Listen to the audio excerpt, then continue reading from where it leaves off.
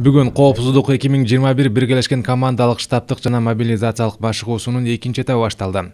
Биринчи этаптын темасы аймактын мамлекеттик башкаруу органдары жана өзүн өзү башкаруу органдары аскердик жана өзгөчө абал шарттарында өзгөчө аймактарда тапшырмаларды аткаруу жана даярдыкка келтирүү болуп саналат. Иш чараны ачкан коргоо министри Таалайбек Өмүралиев биргелешкен машыгуу куралдуу күчтөр мамлекеттин эгемендүүлүгүнө, топтордун терс кара өзгөй ойлоруна бөгөт коюуга даярдыкты далилдерин айтты.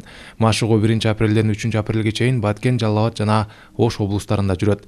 Негизги тема республиканын айрым аймактарында аскердик абалды жана өзгөчө кырдаал киргизилген шарттарда аскердик органдардын мамлекеттик башкаруу жана жергиликтүү өз алдынча башкаруу органдарынын иштери жана аскердик түзүмдөрдүн практикалык мобилизациялоосу жана корчутулган кырдаалда күжүрмөн тапшырмаларды аткаруу болуп саналат. Машыгууга 2000ге жакын адам катышып, 100га жакын автомобиль, брондолгон жана атайын техникалар, 20га чейин артиллериялык система, ошондой эле ондой авиациялык техника тартылды.